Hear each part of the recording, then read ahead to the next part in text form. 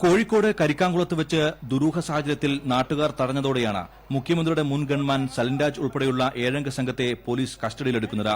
Innova കാറിലെത്തിയ Salinraj അടക്കമുള്ളവർ ഒരു Swift കാറിനെ പിന്തുടർന്ന് തടഞ്ഞുവെക്കുകയും കാറിലുണ്ടായിരുന്ന യുവാവിനെയും യുവതിയെയും ബലമായി പിടിച്ചിറക്കുന്നതും കണ്ടതിനെ തുടർന്നായിരുന്നു നാട്ടുകാരുടെ ഇടപെടൽ. നാട്ടുകാരുടെ ചോദ്യം ചെയ്യലിന് പരസ്പര വിരുദ്ധമായിട്ടായിരുന്നു ഇവരുടെ മറുപടി. കാറിലുള്ളത് സലിൻരാജാണെന്ന് മനസ്സിലായതോടെ നാട്ടുകാർ പോലീസിനെ വിളിക്കുകയായിരുന്നു. എന്റെ ഉമ്മാടെ അനിയത്തെ മോള് കെട്ടിയിരിക്കുന്നത് പുള്ളിയുടെ മോളെയാണ്. കണ്ടോ, 28 വയസ്സായ ആൾ കിടക്കുന്ന പുള്ളിയുടെ മോളെന്നാ പറയുന്നത്. സാർ എങ്ങനെയാ ഞങ്ങൾ കറക്റ്റ്? നിങ്ങൾ നടക്കൂല.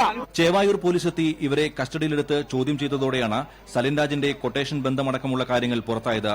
കൊല്ലത്തുനിന്ന് പണവും സ്വർണവുമായി നാടുവിട്ട കമിതാക്കളെ തേടിയാണ് സലിൻരാജും സംഘവും ചേവായൂരിലെത്തിയത്.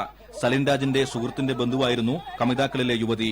പിന്നീട് നടത്തിയ വിശദമായ ചോദ്യം ചെയ്യലിൽ സലിൻരാജിനൊപ്പമുള്ള റിജോ എന്നയാൾ തട്ടിപ്പ് കേസിൽ കോടഞ്ചേരി പോലീസ് പിടികിട്ടാപ്പുള്ളിയായി പ്രഖ്യാപിച്ചയാളാണെന്നും പോലീസ് സ്ഥിരീകരിച്ചു. കമിതാക്കൾ നൽകിയ പരാതിയിൽ സലിൻരാജ് അടക്കമുള്ളവർക്കെതിരെ പോലീസ് ജാമ്യമില്ലാ വകുപ്പ് പ്രകാരം കേസെടുത്തിരിക്കുകയാണ്. തട്ടിക്കൊണ്ടുപോകൽ, വധഭീഷണി എന്നീ വകുപ്പുകൾ പ്രകാരമാണ് കേസ്. പിടികിട്ടാപ്പുള്ളി റിജോയെ കോടഞ്ചേരി പോലീസിനും കൈമാറും. India vision, Kozhikode.